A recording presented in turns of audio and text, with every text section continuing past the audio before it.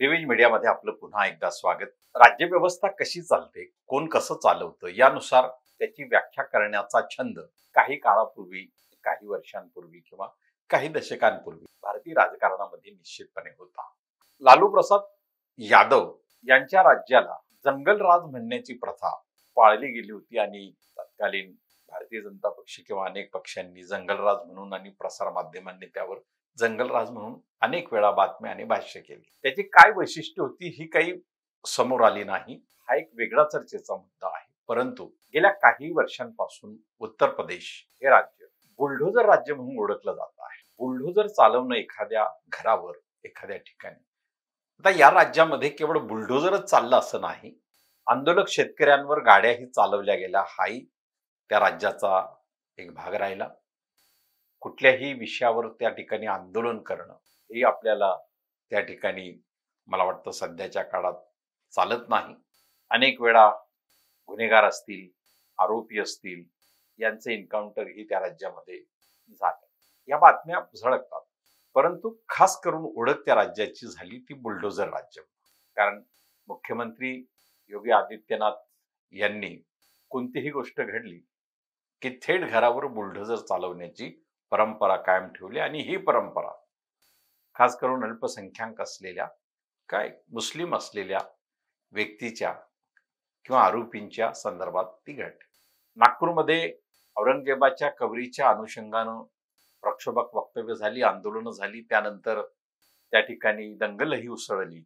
त्यावर चौकशी होते आहे. आरोपी कोण आहे, मास्टर माइंड, त्या संदर्भातला संशय पोलीस यंत्रणेने घेतला, गुन्हा दाखल झाला. पण आरोप घेणं आणि गुन्हा दाखल होणं याचा अर्थ तो आरोपी गुन्हेगार आहे असं होत नाही. आणि गुन्हेगार म्हणून सिद्ध झाल्याशिवाय कोणतीही शिक्षा त्याला देता येत नाही. परंतु बुलडोझर राज्याने दिलेला फॉर्म्युला हा आपल्या महाराष्ट्रातही, ज्या महाराष्ट्राला आपण पुरोगामी म्हणतो, फुलेशाह आंबेडकरांचा महाराष्ट्र म्हणतो, या महाराष्ट्रामध्ये देखील बुलडोझर फॉर्म्युला नागपूर प्रकरणात वापरला गेला.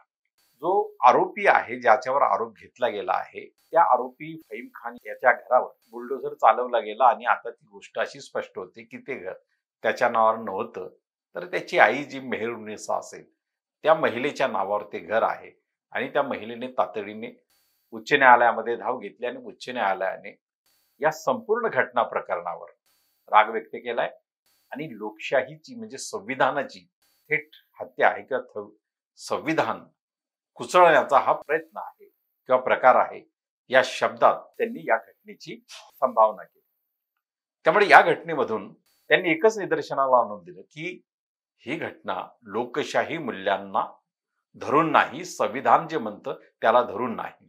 संविधानाच्या आर्टिकल 12 नुसार लोकसभा, राज्यसभा किंवा राज्य सरकार असेल, केंद्र सरकार असेल किंवा स्थानिक स्वराज्य संस्था असतील, हे देखील त्या आर्टिकल 12 प्रमाणे राज्याचा प्रकार आहेत, म्हणजे सरकार आहे. त्या ठिकाणी नागपूर महानगरपालिकेने ते बुलडोझर चालवलं.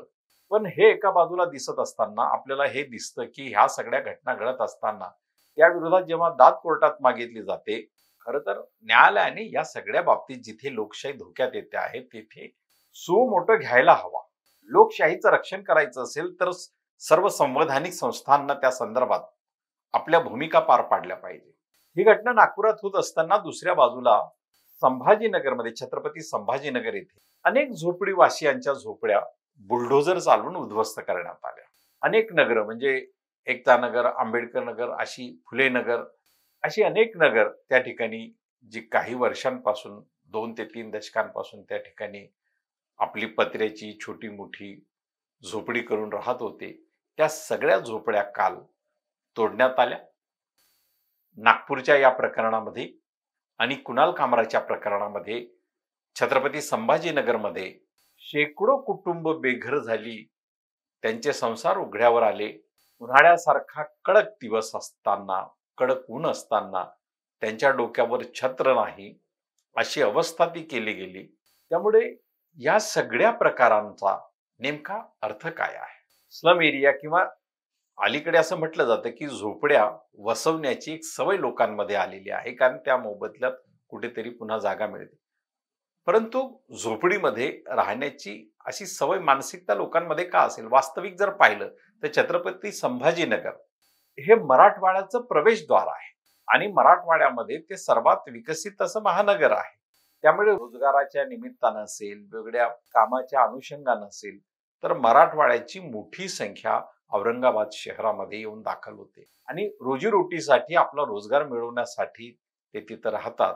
पोटाला अन्न मिळवण्यासाठी काम करत असताना डोक्यावर जर निवारा हवा असेल तर कुठेतरी सरकारी जमीन पाहून त्या ठिकाणी जमीन घेण्याची ऐपत नसलेला तो समुदाय आपल्या डोक्यावर खप्पर उभं करतो आणि ते उभं राहिल्यानंतर त्या ठिकाणी काही वर्ष संसार थाटल्यानंतर त्यांची पर्यायी व्यवस्था, कारण युनोला भारत सरकारच्या अनुषंगानं जी हमी दिली गेलेली आहे, खरं तर 2022 पर्यंत भारतातील कोणतीही व्यक्ती बेघर राहणार नाही अशा प्रकारची हमी लिखित स्वरूपात दिली गेलेली आहे. पण आज 2025 आल्यानंतरही भारतातल्या सर्व बेघरांना घरं मिळाली आहेत का हा प्रश्न महत्वाचा आहे. आणि दुसऱ्या बाजूला त्यांना बेघर करण्याची प्रक्रिया ही मोठ्या प्रमाणात केली जाते आहे. म्हणजे बुलडोझर राज हे त्या औरंगाबादमध्येही काल अवतरलं होतं. फरक एवढाच आहे की तो या राज्याच्या किंवा देशाच्या प्रसार माध्यमांच्या कक्षेत येऊ शकला नाही, कारण सर्वसामान्यांची चर्चा करायची नाही आणि ती चर्चा दाबून टाकायची आणि मात्र अभिव्यक्ती स्वातंत्र्याच्या चर्चा करण्यामध्ये या देशातले पुरोगामीही काही कमी नाहीत. अभिव्यक्ती स्वातंत्र्याची चर्चा करत असताना औरंगाबादमध्ये शेकडो लोकांची घरं तोडली गेली, त्यांना बेघर केलं गेलं. यावर मात्र सोशल माध्यमांमधून समाज माध्यमांमधूनही कोणतीही प्रतिक्रिया व्यक्त होत नाही. ही नेमक्या कोणत्या मानसिकतेची किंवा कोणत्या अवस्थेची परिस्थिती आज आपल्याला दिसते आहे हा प्रश्न या निमित्तानं उभा राहतो. त्यामुळे या सगळ्या प्रकारांमध्ये चाललेल्या या बाबी, जंगलराज नंतर अवतरलेलं हे बुलडोझर राज, जर जंगलराज अमानवी असेल तर हे बुलडोझर राज हे मानवतावादी आहे का? यावर तुमची प्रतिक्रिया जरूर कॉमेंट बॉक्समध्ये कळवा. व्हिडिओ आवडला तर शेअर करा आणि आमचं चॅनल सबस्क्राईबही करा. धन्यवाद.